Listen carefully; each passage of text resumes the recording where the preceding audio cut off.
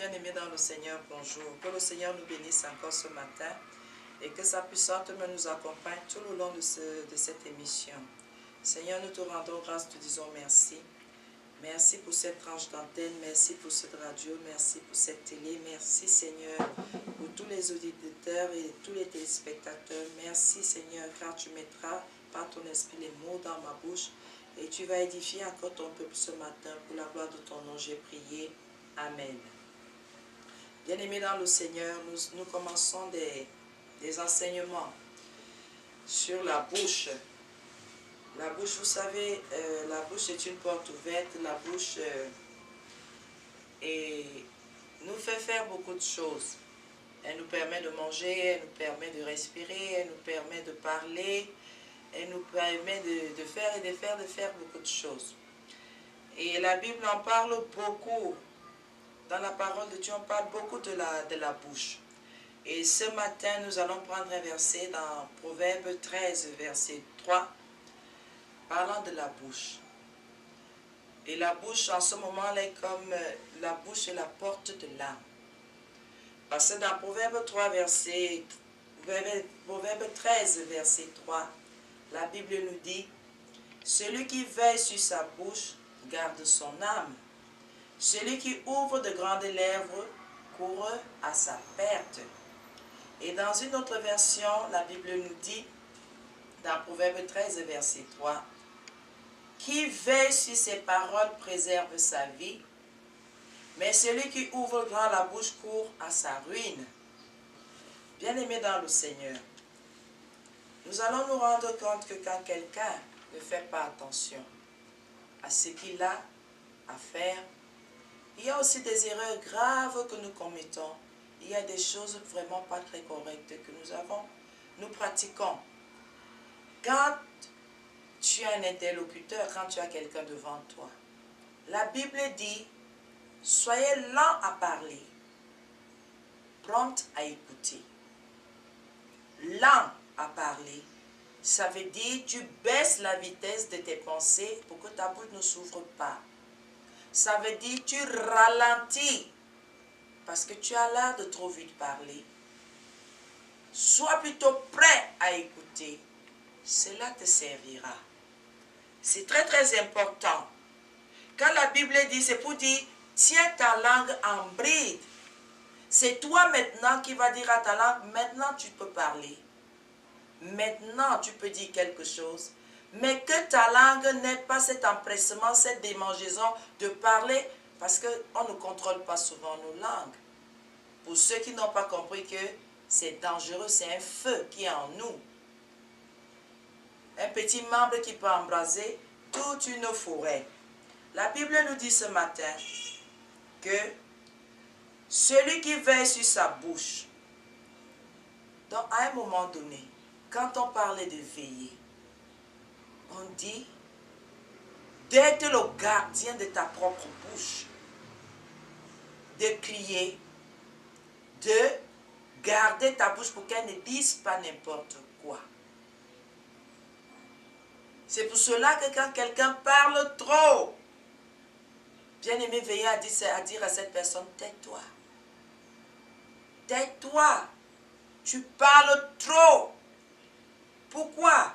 Si la personne n'arrive pas à garder, à veiller sur sa bouche, cette personne-là n'est pas de bonne compagnie. Tout ce que vous pouvez vous dire, la prochaine personne qu'il va rencontrer, il va tout raconter.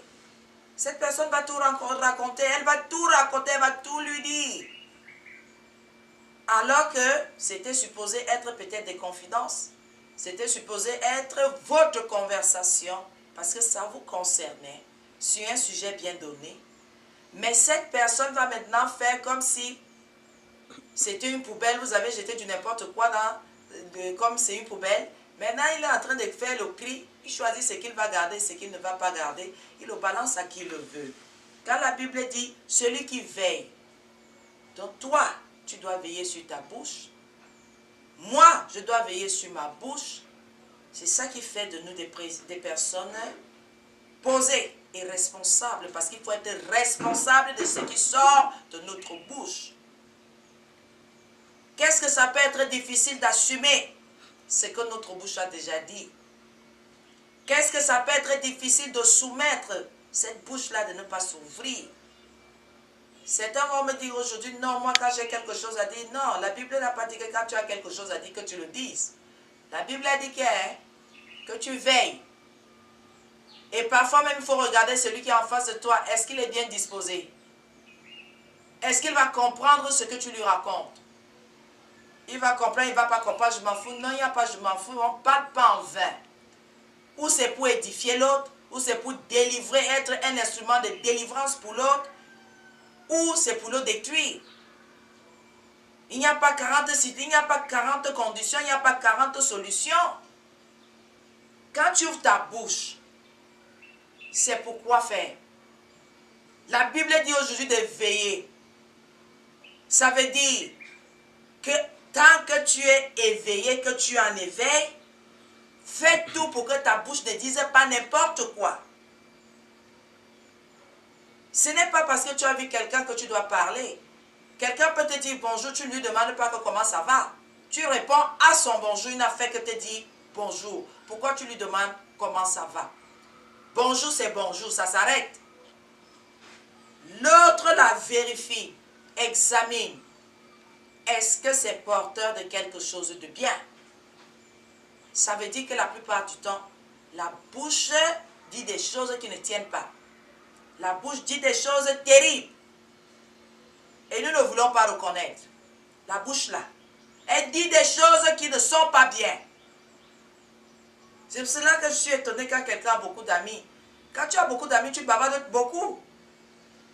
Plus pour entretenir ces amis-là, il faut toujours avoir les news, il faut toujours avoir les infos, il faut toujours avoir quelque chose à dire. Qu'est-ce qui va donc te permettre de veiller sur ta bouche quand tu as tellement de gens à voir? Quand tu as tellement de choses à raconter, tu ne veilleras jamais sur ta bouche. Puisqu'il faut entretenir tous ceux qui viennent, il faut bien garder la conversation au chaud. Qu'est-ce que ça peut être ennuyeux d'avoir des invités, de ne rien avoir à dire? Ah oui, finalement on dit que non, vous avez mal reçu les gens.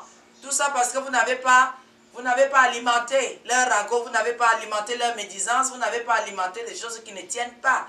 Parce que vous vous êtes abstenus et que vous avez veillé, vous avez gardé votre bouche de ne pas dire du n'importe quoi, de ne pas vous amener dans le péché, dans les ténèbres. On dit que vous êtes de mauvaise compagnie, vous ne parlez pas, vous êtes orgueilleuse. Non! Il y a un verset qui nous dit ce matin que celui qui veille sur sa bouche garde son âme. Donc si tu ouvres que ta bouche, ton âme est en danger. Ta vie est en danger. Si tu ouvres trop ta bouche, tu as une porte ouverte pour que le diable vienne entrer dans ta vie. Bien-aimé, tu ne peux pas avoir 19 amis, tu ne peux pas avoir 20 amis, tu ne peux pas avoir 49 amis. Pourquoi? Toute ta vie est dehors. Ta bouche bavarde, elle ne se fatigue pas. Même s'il y a eu la souris chez toi, tout le monde sait. Il y a eu le cafard, tout le monde sait. Tu as eu une nouvelle chaussure, tout le monde sait. Tu as eu un nouveau pain, tout le monde sait. Est-ce que c'est ça? Bien-aimé, est-ce que c'est ça? Est-ce que c'est comme ça que ça doit se passer? Tu ne préserves pas ta vie. Pourquoi? Pourquoi tu ne gardes pas ta vie? Pourquoi tu ne peux pas être la barrière pour que les gens ne se mêlent pas de ce qui te concerne dans ton intimité et dans ton cœur? C'est comment? La Bible dit que celui qui veille sur sa bouche garde son âme, garde sa vie. Et l'autre version parlait même encore plus simplement, en disant, qui veille sur ses paroles préserve sa vie. Tu dis pas du n'importe quoi. La bouche là, ce n'est pas parce que ça n'a pas de cadenas. Quelque part, même dans le Nouveau Testament, la Bible dit, si nous mettons le mort sur la bouche des chevaux, pour dire à quelqu'un que mais tu peux t'abstenir, est-ce que tu as besoin qu'on vienne te mettre la laisse, on vient te mettre quelque chose sur la bouche pour que tu arrêtes de parler. Tu arrêtes de divulguer, tu arrêtes de donner toutes les informations qui sont des choses intimes que tu es en train de dévoiler comme ça là publiquement. Est-ce que c'est comme ça que ça se passe? dit que tu dois parler de tout comme ça? Non, non, moi je suis comme ça, hein. Moi il dit tout. Moi je cache quoi? Que ma vie même c'est quoi? Considère que ta vie n'est rien. Mais le Seigneur lui sait que ta vie est quelque chose. Lui le sait, sinon il ne t'aurait pas donné cette vie-là, c'est qu'il ne serait pas en train de la protéger et de la préserver. Comme tu es vulgaire, il faut que tout en toi soit vulgaire. Il faut que tu montres ta misère, tu montres tes richesses, tu montres... Mais fermez vos bouches. Vous êtes en train de donner accès. Demain, vous allez dire quoi à qui? On connaît ta vie. Toi-même, tu nous as donné toutes les informations de ta vie. Il n'y a rien de nouveau sous le soleil. Toi-même, tu nous as déjà dit quelles sont tes limites, quels sont tes avantages, quels sont tes inconvénients. Toute ta vie est dehors. Après, quand les gens se mettent à faire des commentaires par rapport aux informations que tu as données, tu dis que les gens s'occupent de ta vie. Tu as quelle vie? Toi-même, tu as été le journaliste parfait de ta propre vie. Maintenant, tu vas t'en prendre à qui? Toi-même, tu es venu nous raconter, on ne t'a rien demandé. Toi-même, tu es venu nous raconter. Maintenant, si on en fait des commentaires, pourquoi ça t'embête? Quand une information est reçue, il faut l'analyser, il faut l'argumenter, il faut les opinions. Quand on a fini nous-mêmes de faire ce travail, maintenant nous appelons les autres pour que chacun donne son avis. On équilibre l'information, on ajoute même ce qu'on a ajouté. Maintenant, qu'est-ce qu'on fait? Quand ça revient vers toi, c'est pour te détruire. Quand ça revient vers toi, c'est pour t'anéantir. Quand ça revient vers toi, c'est pour te mettre genoux par terre. C'est pour te faire comprendre tout simplement quoi? Le petit feu que tu as allumé est devenu un incendie. Maintenant, les pompiers, il n'y a pas de pompiers, puisqu'il y a une fumée, mais il n'y a pas de feu. On va faire comment? Ferme ta bouche. C'est tout simplement ce que ça veut dire. On n'a pas besoin de connaître ce qui donne et ce qui ne donne pas dans ta vie. Le Seigneur a dit que entre dans ta chambre et de prendre les gens pour vos dieux, pour venir exposer des choses qui ne tiennent pas. Et déjà même, quand tu veux te confier à quelqu'un, reconnais au moins que cette personne-là peut garder ta chose, peut garder tes secrets. Ne te lève pas pour venir, tu peux raconter ta chose, tu te mets au carrefour, tu racontes tes affaires, tu donnes au paparazzi, aux journalistes tes choses, après tu dis que ça ne doit pas sortir dans le journal.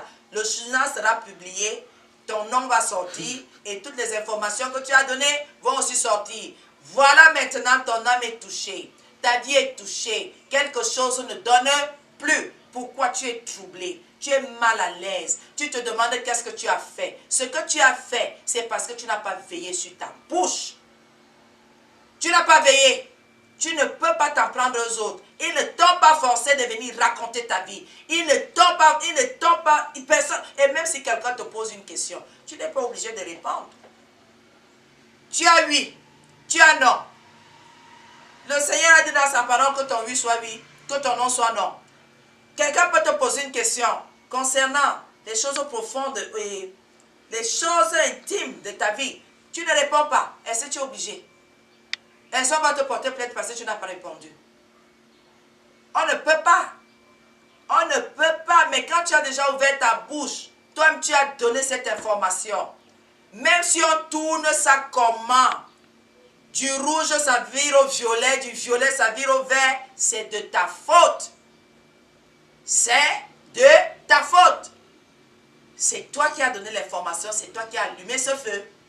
C'est toi qui as commencé. Même si les autres font quoi maintenant, c'est de ta faute. Si ta vie est dehors, si maintenant on te méprise, si maintenant on dit du n'importe quoi, les commentaires sont désobligeants, c'est de ta faute. Tu aurais mieux fait de te taire. Tu aurais mieux fait, même si ça te rongeait, d'aller bavarder dans ta chambre seule.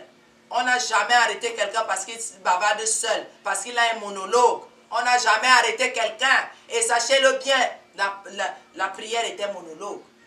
Puisque le Dieu à qui nous parlons n'est pas là.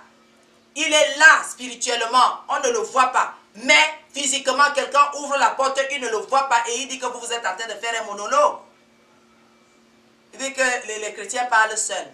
C'est pour cela, pour certains, tellement Ils ont honte qu'on les trouve en train de parler à haute voix à un Dieu invisible. Ils préfèrent dire qu'ils prient dans leur cœur. Quel cœur? Le Seigneur a dit qu'on confesse. Bien-aimé, veille sur ta bouche. Veille sur ta bouche là. Ta bouche là ça t'a même déjà créé les problèmes, monsieur, tu comprends. Tu le fais comme de mettre le doigt sur les autres que c'est tel non, les gens qui me sabotent, les gens qui me jalousent. On jalouse quoi sur toi, on sabote quoi sur toi? C'est toi-même qui te sabote. C'est toi-même qui expose tes choses et que ça te crée les problèmes. Maintenant la Bible dit, garde ta bouche. Ferme-la. Même si ça te démange, chante. Chanter, c'est prier 2 fois. Chante. C'est aussi parler. Tu vas voir que tu seras épuisé après d'avoir trop chanté. La Bible dit, celui qui veille sur sa bouche garde son âme. Celui qui ouvre de grandes lèvres court à sa ruine, à sa perte. Bavardez alors. J'attends un Western Union à partir du Canada. Je vais aller maintenant à tel endroit acheter ceci. Tu sais que moi j'achète seulement même mon mobilier à tel endroit. Qui t'a demandé? Qui t'a demandé ton carnet d'adresse? Qui t'a demandé? J'ai vu telle chose dans tel magasin, c'est 3 millions, c'est 2 millions. Ce que toi tu es en train de dire là, ce que tu es en train de raconter là, ça va te porter préjudice. Ce que tu sors de ta bouche là, toi tu vas voir ce qui va arriver. Mes enfants vont aller passer les vacances, tu racontes à qui? Tu dis à qui? Demain après-demain, ne te plains pas de cette personne. Je vivais avec tel ici, je croyais que c'était ma personne. Il n'y a pas de personne qui existe. Ferme ta bouche. Tu cours à ta ruine pour rien. Tu cours à ta destruction pour rien. Tu parles à qui? Bien aimé, même les choses les plus banales de la vie deviennent un problème pour les hommes. Dis tout simplement à quelqu'un, je m'en vais au marché.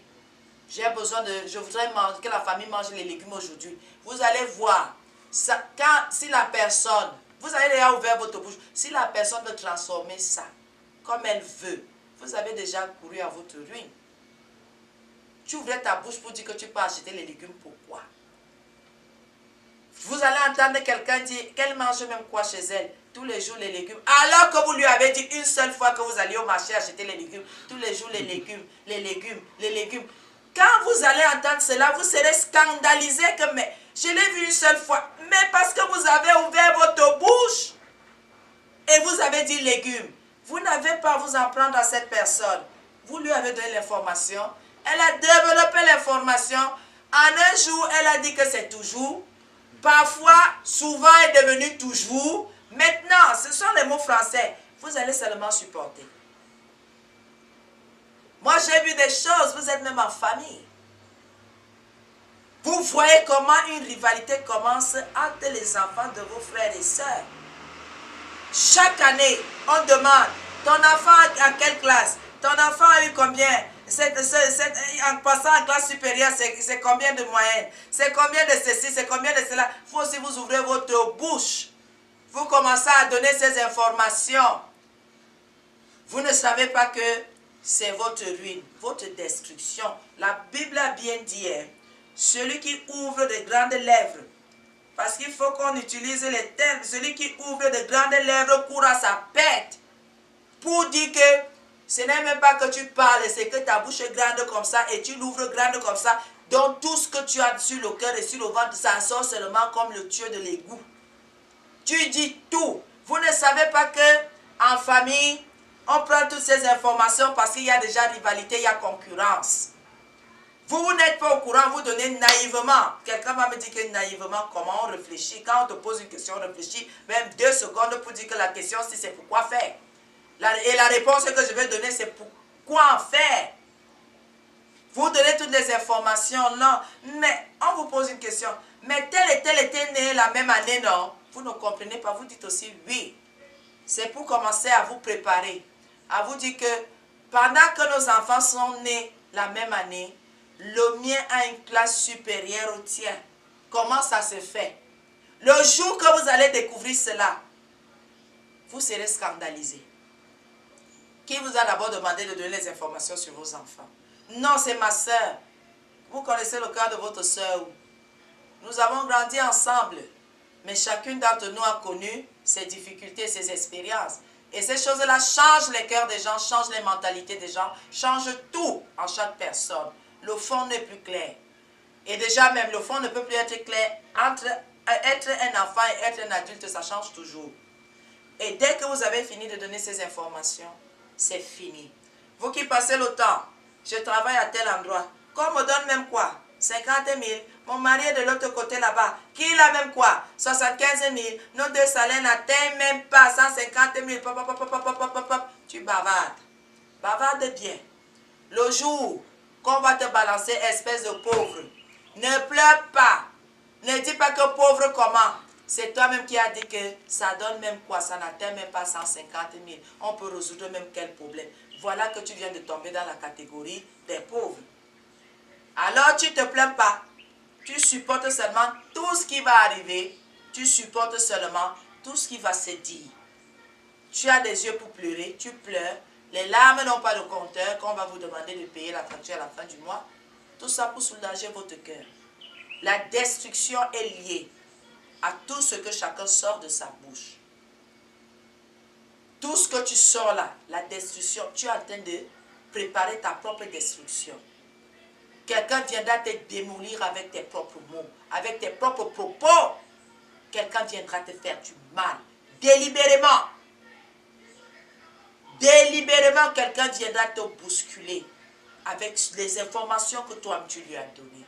Sur tes enfants, sur ton mari, sur ta situation sociale, sur tes champs, ta carrière, tout ce que tu veux. Quelqu'un prendra tout ça et va en faire ce qu'il veut. Quand la bombe là reviendra, tu vas exploser. Tu vas exploser. Et ça, les hommes ne reconnaissent pas. Ils ne veulent pas reconnaître.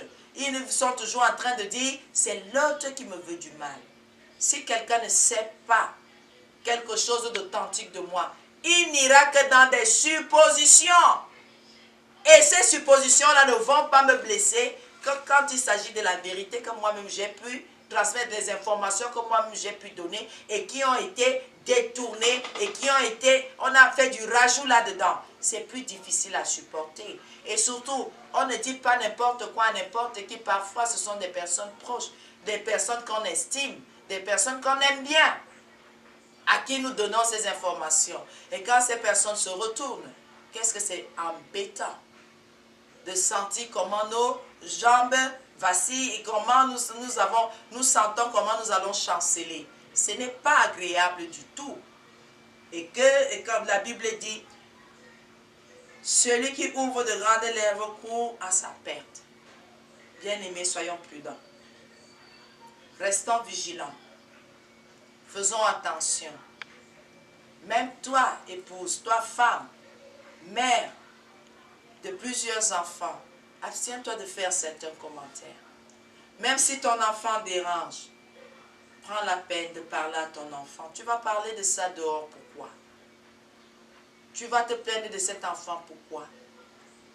Tu as besoin de quelque chose, c'est de comprendre cet enfant et de commencer à établir certaines choses fortes dans sa vie. Quand toi tu te mets, tu tapes sur un enfant, un voleur, un bandit, même là où il n'a pas volé, il est seulement passé, on va l'accuser. Loin de moi la pensée de dire couvre le péché de l'enfant. Non. Je dis il y a des choses qu'il ne faut pas dire et publiquement. Parce que cela ternit la réputation de votre enfant. Peut-être c'est une crise, comme une crise d'adolescence, après il va s'assagir.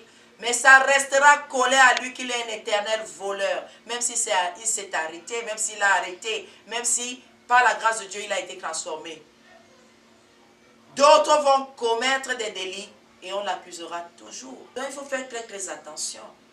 Nous avons remarqué qu'il y a des femmes qui ont eu une vie vraiment désordonnée, mais après qui se sont rangées. Est-ce que c'est pour autant que vous allez conserver cette mauvaise réputation dans la vie de cette femme ou dans la vie de cet homme? Non. Il y a des gens qui comprennent et quand ils ont compris, qui arrêtent tout. Vous n'allez pas, ce n'est pas parce que je vous ai donné une information que je resterai la même personne. 10 ans après, vous allez me suivre avec, je vais vous stopper, je vais vous dire que Christ m'a affranchi. Donc faisons attention, bien-aimés, à ce qui sort de notre bouche. Restons vigilants.